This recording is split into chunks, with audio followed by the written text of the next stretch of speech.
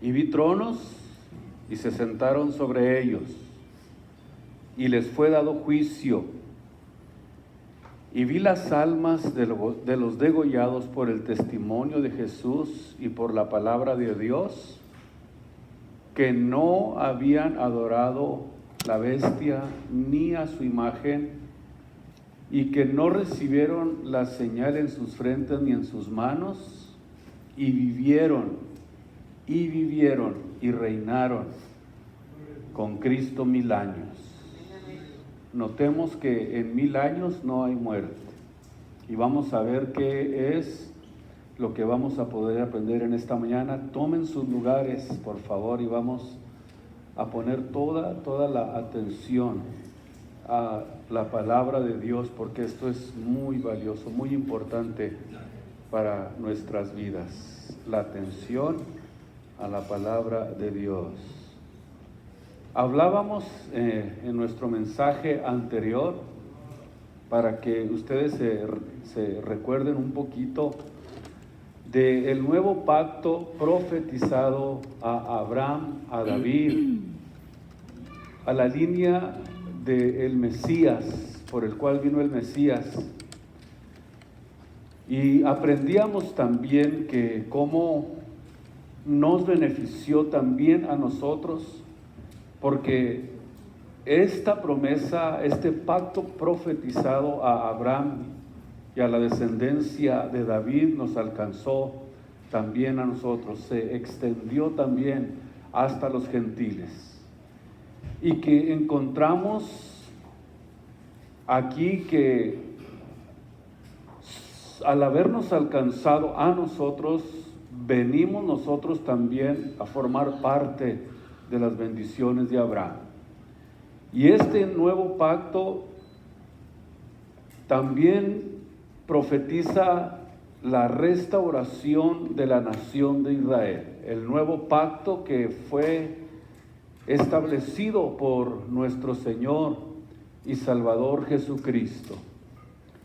En Romanos 11, 25 al 26, habla precisamente de la restauración de la nación de Israel. En estos dos versículos encontramos la clave para poder entender lo que Dios va a realizar durante el milenio. El apóstol dijo: porque no quiero que ignoréis, mis hermanos, este misterio. Está hablando de un misterio que Dios va a trabajar en la etapa de la semana 70 de Daniel para restaurar a la nación de Israel. De eso se trata ese misterio. Para que no seáis acerca de vosotros mismos arrogantes, que el endurecimiento en parte ha acontecido en Israel hasta que haya entrado la plenitud de los gentiles. Y luego todo Israel será salvo, como está escrito. Escuchen, vendrá a donde el libertador, a Sión. Escuchen, aquí es precisamente donde está la clave para poder entender estos secretos profundos de la Biblia. Vendrá a Sión el libertador, que quitará de Jacob la impiedad. Y este es mi pacto con ellos, cuando quitare sus pecados. O sea, que se salvará todo el remanente de la nación de Israel. No necesariamente todos los israelitas, pero sí todos los que pertenecen al remanente de la nación de Israel. Los que hayan creído en el Mesías como su Señor y como su Salvador. Ahora vamos a continuar con este tema que hemos abordado. Yo espero que ustedes reciban de verdad, con todo mi corazón, este conocimiento. No es nada extraño que 7 imperios desde el inicio de la nación de Israel, que no es coincidencia que todos ellos hayan buscado la exterminación del pueblo judío. Desde el nacimiento de la nación de Israel hemos encontrado que 7 imperios los han perseguido, buscando la manera de destruirlos, buscando la forma de exterminarlos. Y el próximo imperio que viene, que es, ustedes y yo ya lo estudiamos, el reino del anticristo, con las 10 naciones que son representadas con los 10 cuernos, que también ya estudiamos, que esta será la última forma de gobierno mundial, que también será antisemita o anticristianismo, y que las naciones de la tierra continúan en rebelión contra Dios. Dijo el salmista David algo que es muy relevante y muy importante. ¿Por qué se levantan los reyes de la tierra? O dicho como lo menciona el salmista, ¿por qué se amotinan las gentes sobre la tierra? ¿Por qué se amotinan? ¿Por qué se amontonan y los pueblos piensan vanidad? Estarán los reyes de la tierra. Fíjese bien lo que habla aquí el salmista, los reyes de la tierra congregados con los príncipes contra el Señor y contra su ungido, diciendo: rompamos toda ligadura, toda coyuntura, todo aquello que nos ligue a Dios, rompamos todas las cuerdas con Dios. Y cuando esto sucede, nos damos cuenta que el mundo está precisamente mandando este mensaje, que no quieren nada que los ate a Dios. No quiero que nadie me ponga leyes, que nadie me diga lo que tenga que hacer. Yo soy libre para ser libre pensador. Y esa es precisamente la ideología del ateísmo. No quieren que nadie los moleste con leyes, con mandamientos, y al decir que son libres y libres pensadores, están diciendo: no necesitamos de un Dios que nos gobierne. Es más, hay muchos ateos que se atreven a decir que Dios es un dictador, porque simplemente no les interesa el gobierno de Dios sobre sus vidas. Esta actitud es muy peligrosa y los hijos de Dios deben de cuidar muy detenidamente esto, para que no vaya a convertirse en algo en el que nosotros comencemos a actuar de esta manera, que no necesitamos a un Dios. Y esa es precisamente la idea del ateísmo, del escepticismo. Dice el salmista que el que mora en los cielos, capítulo 2 de los Salmos, el que mora en los cielos se reirá de ellos y los va a turbar con su ira el día que Dios diga: ya basta, hasta aquí nada más llega la maldad del mundo. Quiero que sepan que va a llegar el momento en que Dios va a decir: ya basta. Aparentemente todo está en calma, como que Dios está, como que no sabe lo que está sucediendo en el mundo, como que si la maldad fuera a triunfar cada vez más sobre el mundo, como que Dios no hace nada. Pero quiero que sepan que Dios llegó el momento en que le dijo a Sodoma y Gomorra: ya basta. Le dijo al mundo antediluviano: ya basta también. Y a esta generación, en Mateo 24, Jesús profetizó que Dios llegaría el momento en que llegaría el ya basta, hasta aquí nada más, hasta aquí nada más, nada más y nada más. Entonces dice: hablará a ellos en su furor y los va a turbar con su ira. Yo empero he puesto mi rey sobre Sión, monte de santidad. Sobre Sión, subrayen, esto es literalmente sobre la tierra. Vamos a comenzar en primer lugar a aprender que cuando Jesús venga será el Rey Supremo sobre la tierra. Será el tiempo en que el Señor gobierne a las naciones. Y naturalmente que esto va a suceder durante el milenio. Vamos a verlo de una forma más clara y vamos primeramente al libro de Apocalipsis donde estamos, pero en el capítulo 2 y en el versículo 26. Capítulo 2, versículo 26 del libro de Apocalipsis. Al que hubiere vencido y hubiere guardado mis obras hasta el fin, yo le daré potestad sobre las gentes. Acuérdense, Apocalipsis capítulo 20 dice que vio tronos y sobre los tronos vio que allí había tronos que estaban ocupados. Aquí Apocalipsis 2:26 nos dice que al que hubiere vencido le va a dar potestad sobre las gentes. Estamos hablando de un reino milenial, sobre las gentes. No sobre un mundo espiritual, sino que estamos hablando de un mundo literal. Ya vimos que cuando Cristo venga, escogerá a todos aquellos cristianos que fueron fieles en esta vida para ponerlos en la otra vida como líderes, como jefes.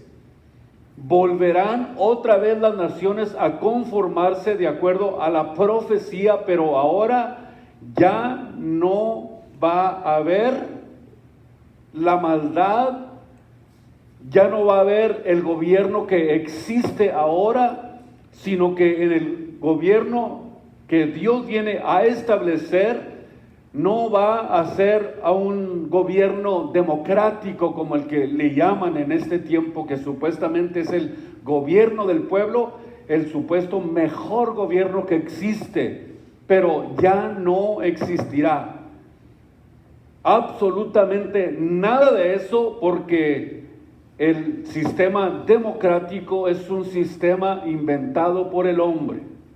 Será un gobierno, escuchen ustedes, teocrático. Y al decir que es un gobierno teocrático, significa que es un gobierno de Dios. Exclusivamente un gobierno establecido por nuestro Señor y Salvador Jesucristo como el Rey Supremo sobre la tierra. Versículo 27, capítulo 2, y regirá con vara de hierro y serán quebrantados como vaso de alfarero, como también yo he recibido de mi Padre. ¿Qué significa que esto? Que no permitirá. Al decir que va a gobernar con vara de hierro, dice que no permitirá la mínima intención de rebelión. Vamos a ver, esto es muy importante que lo entendamos. Y naturalmente esto durante el reinado del milenio.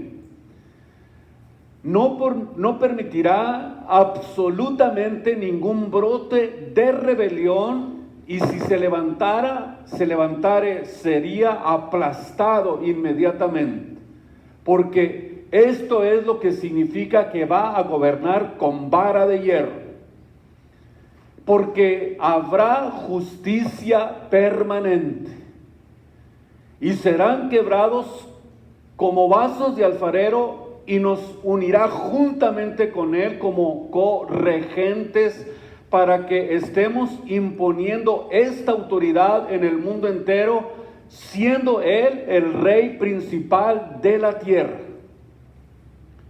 siendo él el supremo rey y gobernador, o el supremo rey que va a gobernar sobre el mundo.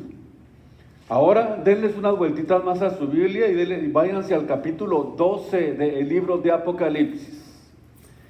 Y vamos a ver en el versículo 5, donde vemos a la mujer embarazada dando a luz un varón. Ya vimos que esta mujer representa a la nación de Israel, y dice también aquí en esta porción que va a regir a todas las gentes con vara de hierro. Nuevamente encontramos la misma ideología para que podamos nosotros ir teniendo un panorama más claro acerca de lo que es este gobierno. Dice que regirá con vara de hierro a todas las naciones, y ya entendimos que el hijo varón al que se refiere es Jesucristo. Cristo en su encarnación fue de origen judío, y a pesar de los esfuerzos de Satanás, del diablo, de la serpiente antigua para destruir, para deshacerse de Israel y el linaje mesiánico, vemos que a pesar de todos los esfuerzos no pudo, tal como lo vemos en el libro de Isaías, que se cumplió la profecía acerca del Mesías. Isaías 7:14, Isaías 9:6, y si leemos todo el capítulo 53 del libro de Isaías, nos damos cuenta que no pudieron terminar con la profecía establecida acerca del Mesías, a pesar de haber buscado la forma de destruirlo. Y Satanás pensó que al crucificarlo lo había derrotado, pero escuchen ustedes, al tercer día se levantó de entre los muertos y vive eternamente. A Él sea la gloria y la honra en esta preciosa mañana. No hay nada que lo detenga. Jesús es indetenible, y los que le siguen también son indetenibles. ¿Sí o no? ¿Verdad que sí? Somos indetenibles. Cristo está con nosotros como poderoso gigante. En Apocalipsis capítulo 19, versículo 15, aquí volvemos a confirmar nuevamente la misma verdad. Apocalipsis 19, versículo 15, donde dice: y de su boca sale una espada aguda, para herir con ella a las gentes, y él las regirá con vara de hierro, y el que pisa el lagar del vino del furor y de la ira del Dios Todopoderoso. Encontramos esta confirmación de esta verdad en que el Señor Jesucristo volverá a gobernar el mundo con vara de hierro. Porque razón tiene que usar la vara de hierro. A lo mejor nos ponemos en nuestra mente, ¿por qué Dios, por qué Cristo al venir a reinar va a venir y a usar vara de hierro? Porque esto simboliza el poder de Cristo para destruir a sus enemigos. ¿Por qué? Porque Malaquías, Isaías, Zacarías, veíamos la semana pasada, profetizaron que cuando Cristo venga a reinar, se calcula que habrá como la tercera parte de habitantes que van a sobrevivir después de la tercera guerra o después de la guerra de Armagedón. Y es algo que a lo mejor se nos había pasado por muchos años desapercibidamente. El acontecimiento de la guerra de Armagedón sucede después de que se cumple la semana 70 de Daniel, y encontramos que existe realmente una tercera parte de sobrevivientes. Y si no, dígame, pues, ¿de dónde salen los ejércitos que vienen a tratar de detener a Jesús? ¿Ya lo notaron? Y yo me imagino que los ejércitos que se reúnen para evitar que Cristo ponga sus pies en el monte de Sión y comience a gobernar, me imagino que tenían familias. Les voy a dar un segundo para que piensen. ¿Ya lo captaron? Eso significa entonces que va a haber un remanente que va a pasar toda esta etapa, y que al final todavía encontramos que existe aproximadamente la tercera parte de sobrevivientes.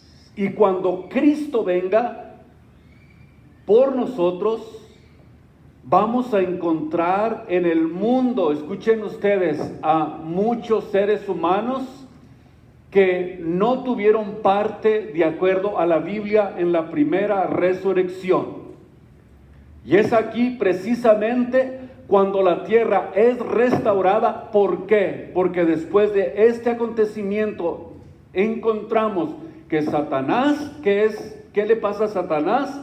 Es atado y es llevado a un lugar para que esté allí por ¿cuánto? 1000 años. Exactamente lo que dura el milenio. Imagínense ustedes una tierra sin diablo.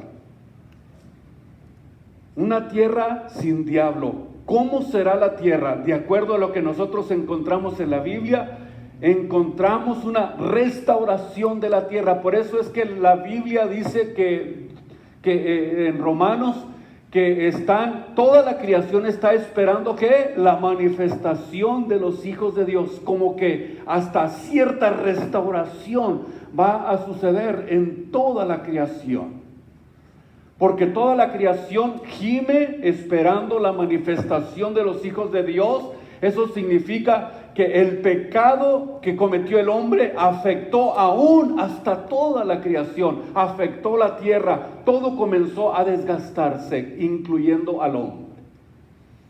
Y todo lo que existe en la creación comenzó en lo que se le llama la ley de la termodinámica, donde comenzó a desgastarse absolutamente todo. Por eso es que el hombre ya no pudo reinar sobre la tierra para siempre, porque entró la muerte, y la muerte así pasó a todos los hombres, por cuanto todos pecaron.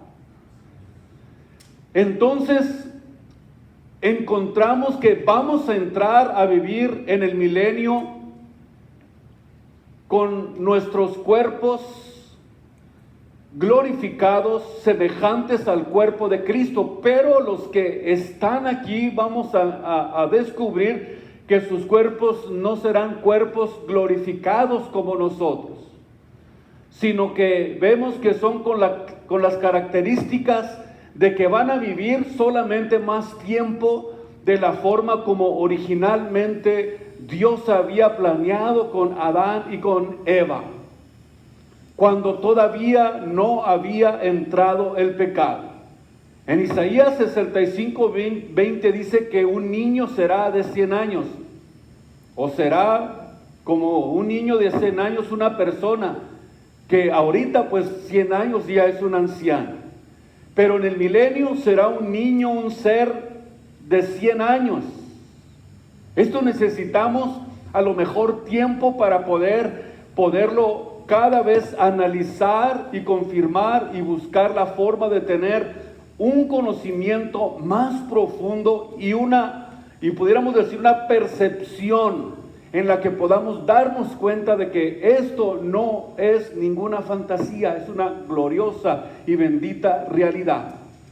En Marcos capítulo 1, versículo 32 y versículo 33, escuchen lo que sucedió en la anunciación acerca del Mesías.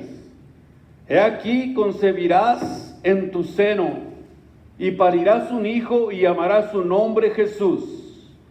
Este será llamado grande y será llamado Hijo del Altísimo. Y le dará el Señor Dios el trono de David su padre. O sea, Cristo viene a sentarse en el trono de David, de acuerdo a la profecía, de acuerdo a lo que estamos nosotros cada día más y más descubriendo acerca de esa profecía. En Isaías capítulo 30, versículo 8, y será en aquel día, dice Jehová de los ejércitos, que yo quebraré su yugo de su cuello y romperé tus coyundas, y extraños no lo volverán a poner más en servidumbre, sino que servirán a Jehová su Dios y a David su rey, el cual les levantaré.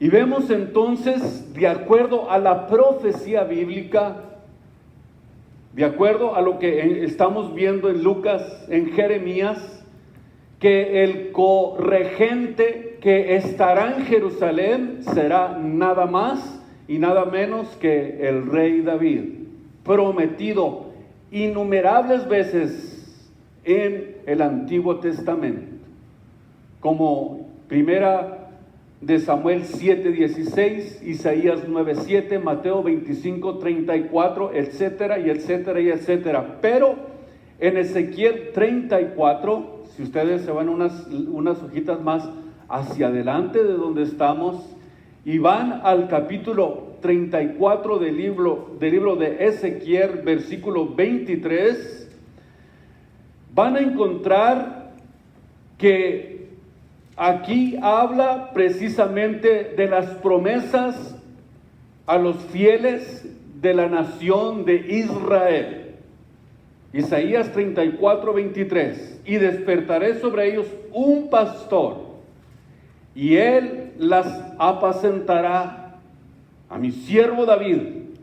Él las apacentará y él les será por pastor. Yo Jehová les seré por Dios y mi siervo David príncipe en medio de ellos. Yo Jehová he hablado. Versículo 25, y estableceré con ellos pacto de paz y haré cesar de la tierra las malas bestias, y habitarán en el desierto seguramente y dormirán en los bosques, y daré a ellas y a los alrededores de mi collado bendición, y haré descender la lluvia en su tiempo, lluvias de bendición serán. En otras palabras, ¿cómo sabemos que se refiere al milenio? Porque no es hasta el milenio cuando Dios quita la ferocidad de todas las fieras y de todos los animales de carroña y de todos los animales venenosos. Por eso es que dice que dormirá el niño con el león. Cuando David sea príncipe sobre Israel. Esto naturalmente necesitamos cada día poder nosotros tener la percepción espiritual necesaria para poder visualizar realmente lo que es ese reino que Dios prometió que establecería en esta tierra. En el Salmo 132, versículo 13, vamos a esta porción para poder más y más tener más bases acerca de lo que estoy tratando de comunicarles en esta mañana. Salmo 132, versículo 13. Porque Jehová ha elegido a Sión. Dios eligió a Sión, el monte de Sión, el monte que está precisamente en Jerusalén.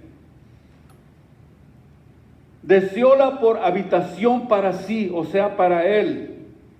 Este es mi reposo para siempre. Aquí habitaré porque la he deseado. Subrayen, aquí habitaré porque la he deseado.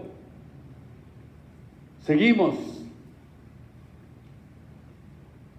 A su mantenimiento daré bendición, sus pobres saciaré de pan. Asimismo vestiré a sus sacerdotes de salud. Y sus santos darán voces de júbilo. Allí haré reverdecer el cuerno de David. He prevenido lámpara a mi ungido. A sus enemigos vestiré de confusión, mas sobre él florecerá su corona. En otras palabras, Dios dijo, quiero este lugar geográfico específico, Jerusalén, para tener mi mano y mi nombre ahí en ese lugar y reinar ahí y traer paz a la tierra, especialmente a Israel. Y basta que sea el lugar que Dios erigió, el lugar que Dios escogió, ese lugar geográfico donde Dios ha puesto su mano y que lo haya escogido para que absolutamente todos los poderes del mal, todos los poderes de las tinieblas, al oír este plan de Dios, que Dios ha escogido ese lugar, inmediatamente los poderes del mal tratan de impedir, de abortar el plan de Dios. Escuchen ustedes, y de buscar los poderes del mal, impedir que Jesucristo descienda ahí. porque es ahí donde pondrá sus pies, de acuerdo a la Biblia, en el monte de Sión, en el monte de los olivos, en su segunda venida. Y eso es precisamente la intención de la revuelta que se levanta contra Dios, profetizada en el Salmo 2 y también profetizada en el libro de Zacarías capítulo 14. Vamos a ver algunos versículos de Zacarías 14 para poder descubrir algo maravilloso acerca de esto que estamos descubriendo. Isaías 14:3: después saldrá Jehová y peleará con ellos o con aquellas gentes como peleó en el día de la batalla. Y afirmaráse sus pies en aquel día sobre el monte de los olivas que está enfrente a Jerusalén, a la parte del oriente, y el monte de las olivas se partirá por medio hacia el oriente y hacia el occidente, haciendo un grande valle, y la mitad del monte se apartará hacia el norte y la mitad hacia el mediodía. ¿Qué es lo que encontramos aquí? Que es precisamente lo que el adversario quiere impedir. Por eso es que los reúne en el valle de Megido para impedir. Escuchen ustedes, qué diabólica y qué falta de sabiduría, de entendimiento, y tratar de enfrentarse a Dios con todos los ejércitos del mundo para impedir que Jesucristo reine por 1000 años. Muy bien, ahora vamos al versículo 9, donde estamos. Y Jehová será rey sobre toda la tierra. En aquel día, o sea, en aquel tiempo, Jehová será uno y uno su nombre. Será el rey absoluto que gobernará. Versículo 11. Y morarán en ella, y nunca más será anatema, sino que será Jerusalén habitada confiadamente. Confiadamente. O sea, no hay ningún peligro de mal, porque Satanás está atado. Y esta es precisamente la razón de todo conflicto que surge en el Medio Oriente. Y es que el que no tiene este conocimiento, el que no tiene esta capacidad de entendimiento, de saber que el mundo espiritual de las tinieblas está buscando la forma de impedir que Jesucristo reine sobre este mundo, por eso es que muchos no lo pueden entender. Porque el enemigo, nuestro adversario, Satanás, el diablo, va a hacer lo imposible para que Cristo no descienda a Jerusalén. En Lucas capítulo 19, versículo 12, encontramos una parábola que Jesucristo les dio a sus apóstoles acerca de este acontecimiento. Lucas capítulo 19, versículo 12, hablando precisamente de este acontecimiento. Vamos a buscar y a pedirle a Dios que nos dé sabiduría y revelación acerca de esto. Dijo pues, un hombre noble partió a una provincia lejos para tomar para sí un reino y volver. ¿De quién está hablando? De Jesús. Acuérdense, en Hechos capítulo 1, Jesús partió y dijo claramente, y el anuncio que dieron aquellos dos ángeles, aquellos dos varones, este mismo Jesús que fue al cielo, este mismo va a regresar.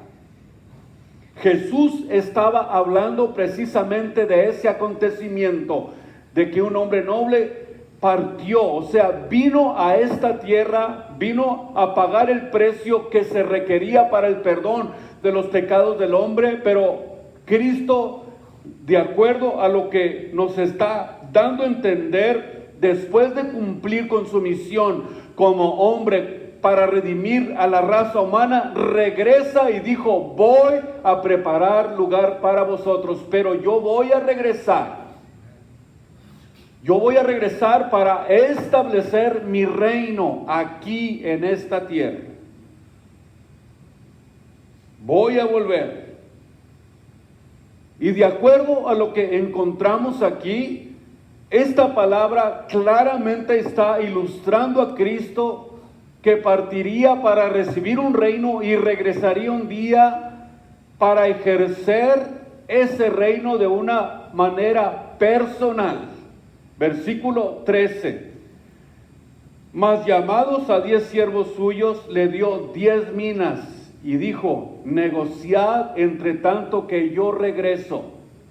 Cuidado, aquí está hablando precisamente de la misión de los creyentes, de la misión de aquellos que han creído en Jesucristo. O sea, todos seremos llamados para darle cuentas a Dios. Si Dios te dio 10 talentos y tú multiplicas esos 10 talentos, Dios te va a dar 10 ciudades para que reines.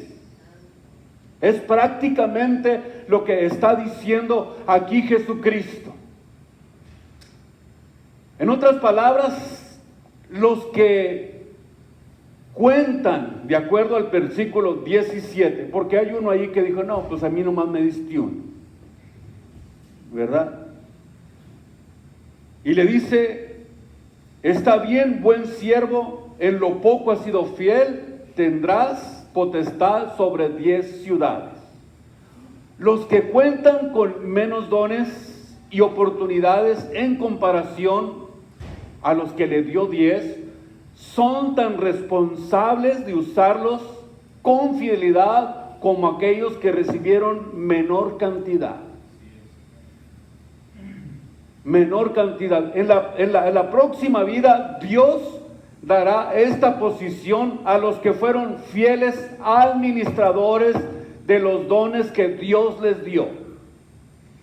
Miramos que Jesús está hablando de reinos, está hablando de ciudades, está hablando, escuchen ustedes, de lo que Él va a hacer precisamente en el milenio. 10 ciudades de acuerdo a tu esfuerzo. Pero hubo otro que dice que fue y escondió el talento que Dios le había dado. No, pues nomás era uno. Pues entonces te lo voy a quitar y se lo voy a dar al que tiene 10. Pero ¿por qué al que tiene 10 ya tiene muchos? ¿Por qué? Porque al que mucho se le dio, escuchen ustedes, mucho se le mandará. Eso significa que Dios sabe cómo premiar a cada uno según su esfuerzo. En 2 de Corintios capítulo 9, versículo 6, vamos a encontrar el principio que el apóstol Pablo estableció para que entendamos que todo lo que tenemos, todo absolutamente lo que nosotros poseemos, es porque Dios lo pone en nuestras manos para que lo administremos y seamos generosos con la obra de Dios. Estamos hablando de generosidad. Necesitamos entenderlo para poder aplicar este principio del que habla el apóstol Pablo. 2 de Corintios 9:6, donde dice esto: empero digo, el que siembra escasamente también va a recibir cosecha escasa. O sea que Pablo está utilizando el principio en la agricultura. Escuchen bien, está hablando: si siembras una semilla, no esperes 2 matas. Está claro lo que Pablo dice. Si siembras 3, a lo mejor una se echa a perder y hermanas no van a ser 2. Este principio que el apóstol Pablo utiliza, lo aplicó a la vida cristiana.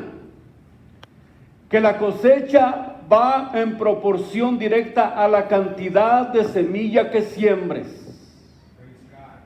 De acuerdo a lo que siembres. La Biblia claramente lo dice: todo lo que el hombre siembre, eso es exactamente lo que el hombre va a cosechar. Continúa diciendo que el que siembra escasamente, también la cosecha va a ser escasa, y el que siembra en bendición también va a cosechar o va a segar. Aquí es precisamente donde necesitamos nosotros entender que la cosecha va en proporción directa a la cantidad de semillas sembradas. Si un creyente generoso da por fe y confiando en Dios, esta persona recibirá el mismo tipo de cosecha en términos de bendición personal que siembre, de acuerdo a lo que siembre, así de esa misma forma es como va a recibir la cosecha. En el libro de Proverbios, capítulo 3, versículos 9 y 10, Proverbios, capítulo 3, versículos 9 y 10, honra a Jehová de tu sustancia. Aquí es donde está precisamente la siembra. Y de las primicias de todos tus frutos, y serán llenos tus trojos con abundancia, y rebosarán impresionantemente de mosto. ¿Por qué? Porque es de acuerdo a la bendición. Y en los versículos 27 y 28 de este mismo capítulo del libro de Proverbios encontramos: no detengas el bien de sus dueños cuando tuvieres poder para hacerlo. No digas a tu prójimo, ve y vuelve y mañana te daré, cuando tú tienes algo que ofrecer, algo que dar. Por eso es que yo hablo de la generosidad en proporción a la que tú siembres, porque entiendes que es y se trata precisamente del programa de Dios. Como propuso en su corazón, sigue diciendo el apóstol, cada uno de conforme como propuso en su corazón. Este es un plan premeditado y predeterminado que se hace en lo más profundo del corazón y de manera, escuchen ustedes, voluntaria. Todo tiene que ser de una forma voluntaria. Voluntaria, es totalmente voluntario lo que nosotros estamos haciendo, y no como algo impulsivo ni tampoco como algo obligatorio, porque entonces es cuando se da con tristeza. No es una imposición, es de acuerdo a lo que Dios ponga en tu corazón. En el tiempo de los apóstoles encontramos que había personas que hasta se deshacían de sus propiedades. ¿Por qué? Porque era lo que Dios ponía en su corazón. Pero era totalmente voluntario, no era algo impulsivo, no algo obligatorio, sino que encontramos que era algo prometido, premeditado, en lo más profundo del corazón, donde nadie puede intervenir. Así que cuando usted oiga que para poder destruir al adversario con un billete de $1,000 lo va a noquear, es mentira. El diablo es mentiroso. La obra de Dios no es un negocio. La obra de Dios no es con dinero. La obra de Dios se hace de acuerdo a la voluntad, a la intención, al deseo no obligatorio, sino de la manera voluntaria en que nosotros ponemos delante de la obra de Dios lo que Dios pone en nuestro corazón. No con tristeza ni con necesidad, porque Dios ama al dador happy, al dador feliz, alegre. No con tristeza. Cuando habla de tristeza se entiende con reservas o con remordimiento, y esto indica una actitud de depresión, de retracción, algo que se hace en un sentido formal del deber, sin gozo, sin alegría, algo donde no está el gozo absoluto de Dios, porque Dios ama al dador alegre. Dios tiene un amor especial y único para los que se mantienen felices en su compromiso de dar con generosidad. Dios ama al dador entusiasta. Dios ama al dador que da con emoción, porque Dios nos da la oportunidad de practicar la generosidad. Pero escuchen lo que termina diciendo el apóstol Pablo, porque poderoso es Dios. Poderoso es Dios para hacer que abunde en nosotros toda gracia para toda buena obra, y la razón es porque en el principio espiritual sobre el cual opera el Rey de la tierra, y es precisamente lo que Dios quiere que nosotros entendamos. Es el principio establecido por Dios, que todo lo que hagamos, lo hagamos con alegría, con gozo, no por necesidad, porque aquí está precisamente establecido precisamente la obra y la razón por la cual este principio espiritual va a obrar sobre el Rey que va a gobernar sobre esta tierra. En Isaías capítulo 2 encontramos algo que es muy importante y muy relevante para poder comprenderlo. Capítulo 2, versículo 1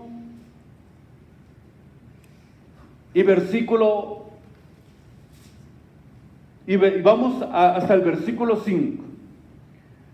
Lo que vio Isaías, hijo de Amós, tocante a Judá y a Jerusalén.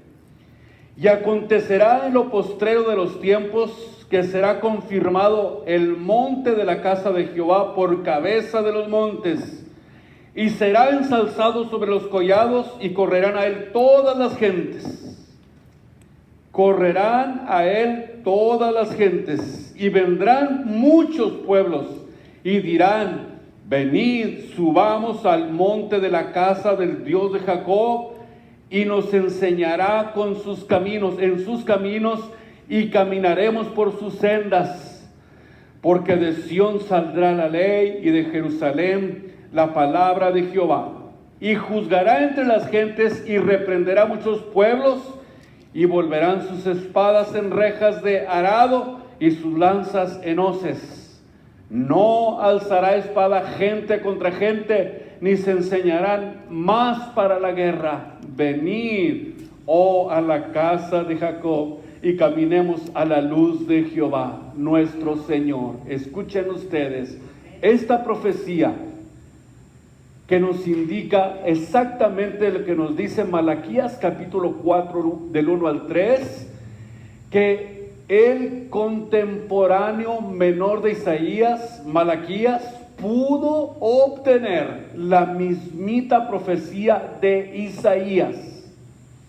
Y encontramos en ambos pasajes que presentan una imagen profética de Sión en el reino mesiánico futuro, donde absolutamente toda la tierra reconocerá a Jerusalén como la capital del mundo, por toda la tierra, como misioneros de Dios en el milenio. A todas las gentes que sobrevivieron de la Tercera Guerra Mundial irán los escogidos de Dios, y les diremos: vengan a Jerusalén, vengan a ver al Rey de Reyes, al Rey de Gloria, al Rey que gobierna, al Rey de paz, al Rey que juzga con justicia y con juicio. Y eso es precisamente lo que Dios quiere hacer, que aprendamos a ser buenos administradores de nuestra vida espiritual, para que recibamos así, de esa manera, también la autoridad de reinar sobre la tierra. Ahora lo entendieron mejor. No es por el dinero, no es por esto, sino es por lo que siembras. Por lo que siembras, por lo que estás dispuesto a dar, por el esfuerzo que estás dispuesto a poner, porque quieres mantenerte en fe hasta la venida de nuestro Señor Jesucristo, porque quieres pelear la buena batalla y alcanzar las promesas de Dios. Yo quiero reinar con Jesucristo. Yo quiero reinar con Él. ¿Cuántos quieren reinar con Jesucristo? Yo quiero reinar con Él. Yo quiero reinar con Él. A Él sea la gloria y la honra. Emociónense un poquito. Estamos hablando de algo maravilloso, de algo grande, de algo impresionante, de algo relevante para cada uno de nosotros como hijos de Dios. Vengan a Jerusalén. Nunca dejaremos de ser estudiantes de nuestro Dios y Salvador Jesucristo. Siempre vamos a tener que estar aprendiendo de Él, porque Él es nuestro Maestro. Y continuamos la próxima semana. Pónganse de pie en este